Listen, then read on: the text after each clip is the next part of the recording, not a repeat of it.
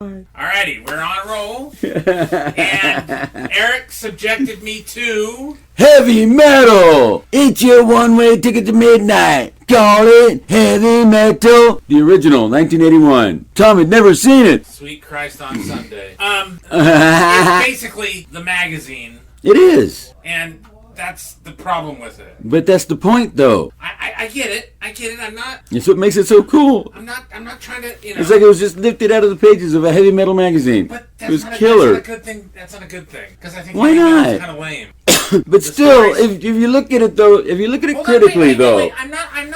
You don't gotta fight. I'm not. No. I'm not trying to fight about it. Just let me. And because I never understood heavy metal. What the point was? Oh, okay, naked bitches and spaceships and whatever else and highly suggestive sexual activities. Illustrated adult fantasy. Okay. That's it. That's all.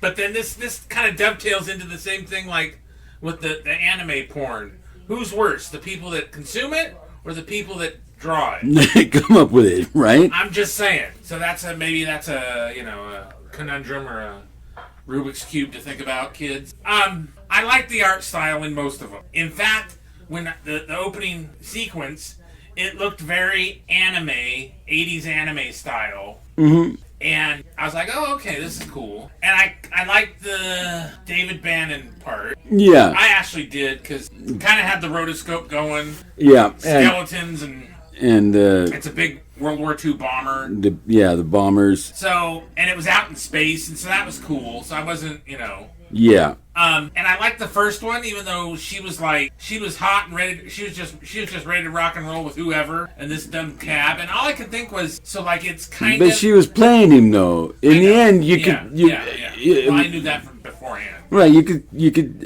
It was obvious. Yeah, and it was very. Who did I say? Remember who I said? It was like Mobius. Yeah, it looks very Mobius-like. Yeah. And it was. And then I also, in that first one with the cabbie guy, it reminded me so much of Fifth Element, but Fifth Element did it so much better. Yeah. And that was also a Mobius thing, right? Yeah. So I'm just like, So yeah, I felt the same thing. Yeah. When I saw Fifth Element, I'm like, God, this reminds me of that heavy metal part, yeah. with the cabbie. Yes. And I'm not trying to take a piss on it. It's just it is what it is, and it's very much of its time. Oh yeah. Yeah. Yeah. And But it's also kind of timeless, though. I mean, really? Yeah, because really? I mean, well, you the can still watch it. or whatever the hell that orb is. The Lochnar. Yeah. Yeah. Lochnar. Oy vey. Well, that was just a contrivance, Yes.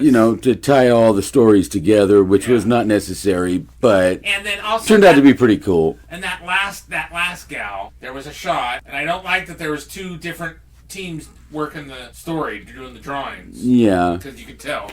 But there was a coloration problem, and the carpets didn't match the drapes, so obviously she dyes her hair. Ah, I'm just saying. And it's like, maybe I'm just spoiled. Let's just say it. Let's just say that. I'll tell you what, I'm man. spoiled because I've lived through the better parts of science fiction. It's like say we were doing this 50 years ago, and you're talking about the fucking Buck Rogers and all the shit from the early 20s and 30s, and I'm sitting there in the 60s with Lost in Space, and I'm like, it's that kind of thing. That's how I feel about it. Like it's that much of a gap because 81 was unfortunately a long time ago. Yeah. And I'm not trying to. I'm not being mean. I'm just saying how I feel about it. Well, that's fine, man. Yeah. I loved this movie. I could tell. I've loved it since the first time I saw it, but again, I saw it when it came out in 1981. I was 16 years old, a perfect age for it. Oh yeah, because big bouncy tits and Well, that and just that on a big screen in the theater with sound system and the music and the imagery. I fucking loved this movie. Love the fact that it even exists, that it got made like this, that it is such a faithful and respectful example of a heavy metal magazine. It's unapologetic. it is what it is. Well, no, I mean, it could be I'm your not cup of looking- tea or not, whatever. I am not looking for it to apologize to me. It's not my jam. And That's my thing. It's just like, okay. but I mean, if you're familiar with the magazine and you watch the movie, you could at least, give it to them that they did a good job in Well, yeah, I said in that it's exactly reproducing like heavy metal. what a heavy metal Yeah. magazine was like. Yes, and that's what I love about it. I mean, Okay. it's great, and Yeah, I don't have a 4-letter word for it. It's a movie, and I've always seen it like in like Blockbuster and stuff like that. I'm like, oh, maybe I should buy that, or well, shit, and I'm man, like, it didn't even. I don't think it even released to video until almost 1990, yeah. 89, Yeah. or it might have been after 1990. So it's just me. Maybe it is because I'm spoiled on all the other science fiction, and I never really liked heavy metal anyway. It just was like, okay, they're nude, who cares? Yeah, there was a lot of that. Yeah, it's like, okay, so it's to me the nudity in heavy metal and stuff like that, or like in a Stephen King book where they gotta talk dirty, or it's the same kind of thing like the problem with Stranger Things, the gayness. Okay, fine, you're gay. How is that helping the story? Right. Okay, you're naked. How is that helping the story? Well, that's my thing about it. I'm sorry, I can't help it. Okay, so but the thing about heavy metal too, though, was that the stories and all of the content was owned by the creators, Okay, yeah. and they retained ownership of their work. That's how Yeah. Richard Corbin got published in it, Yeah. and And I Bernie see a lot of- Wrightson and all them. And in that courtroom scene, Yeah, I see a lot of shades of John Byrne with his Fantastic Four run mm-hmm. and stuff like that. I'm just like, oh. So it kind of takes the shine off of anybody that could. I mean, not that John Byrne is some genius or anything, but you know what I'm saying. That Yeah. It just kind of takes that. Oh, that's where he got it from. So he's not even original enough to do it on his own. He kind of has to steal it from heavy metal, and it's like, really? Seriously? Yeah, Is that what you're telling me? yeah. You know what I'm saying? I'm just, it's not my. But- it's more disappointing because it's like, oh, so every comic book I've read from the early '80s, in the '90s when I've read them, that I thought, oh, this is great stuff, and everybody just, well, no wonder it's fucking boring because it's a copy of a copy. Well, now you get it. That's why everybody was bored. Well, and now it's even worse. We're But see- past the copy of a copy of a copy. Heavy metal did lead to Marvel doing their version of the illustrated adult fantasy, Epic Illustrated. Which I have the first issue with Barry Windsor Smith. Yeah, And now it's ruined for you. and No, that ruined. no, but that opened the door for Marvel to start publishing self-creator-owned material like that, because Like Gru and to where ultimately, yeah. yeah, They started their own line of comics, the Epic line, yeah, which was to compete with like Eclipse and those companies that were publishing that creator-owned content, and Yeah. so yeah.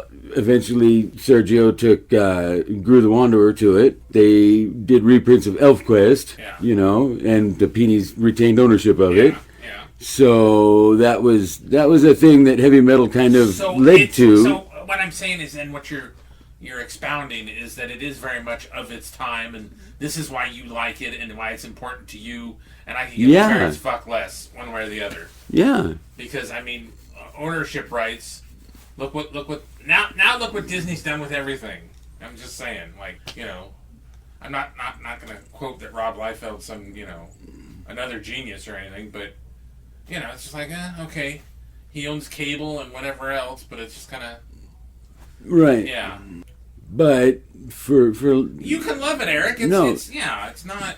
but for a lot of those artists though, it is important to them to Yeah, retain no, ownership I- of their I- work. And I'm not. I am. And they don't want to go completely agree. selling it to Marvel or DC and have it become their property, like no, Art Adams and yes. Longshot. Yeah, I completely agree with all that. That's because we were talking about the fucking writing.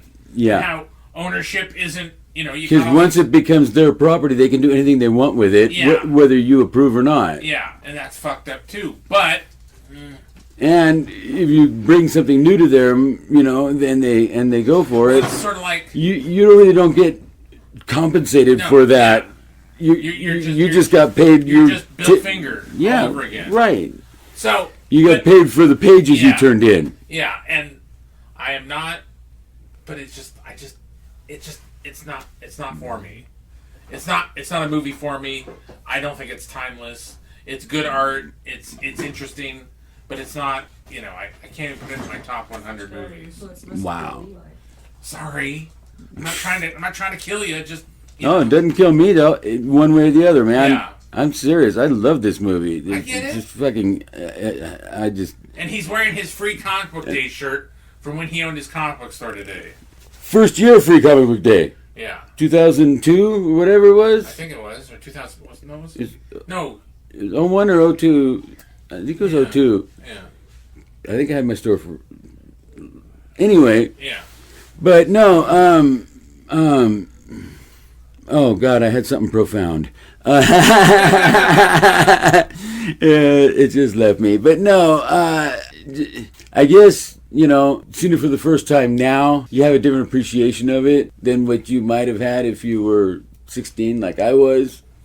And actually did kind of like the heavy metal when it was the thing. I was like, When it was a magazine. yeah, I got a whole bunch of Because heavy metals. I remember I ordered those from your store, You know, and there that was- year for my dad. Yeah, And because he liked it, yep. and I just looked through them and I go, And they were okay, just a bunch so- of different serialized stories by Yeah. different artists, Yeah. and it just ran its course, however many chapters, and then another one would But then start. it You just know, wasn't so so you had to buy it every month to get the whole story. Yeah, it just You know, very much like Warrior magazine, which was the British thing that was the anthology book Yeah. that Alan Moore's Miracle Man appeared yes, when it was still Marvel Man in England. yeah.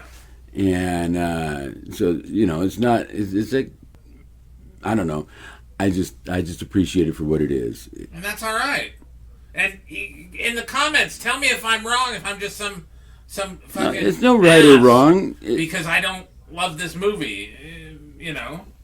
Or tell us why you like it so much. Do you agree with Eric, or do you have a different thing about why you like it Or so much? do you just hate it because it's just so stupid and gratuitous?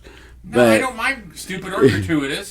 I'm just like, My favorite is the Never Wear Richard Corbin segment. That's the best. Really? Yeah, because it is just right. It's just so straight up, right out of the pages of the Richard Corbin. It looks like somebody from the Tip drew it. It is.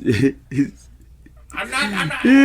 The colors and the Yeah. just all of it just looks so Corbin. It's so great.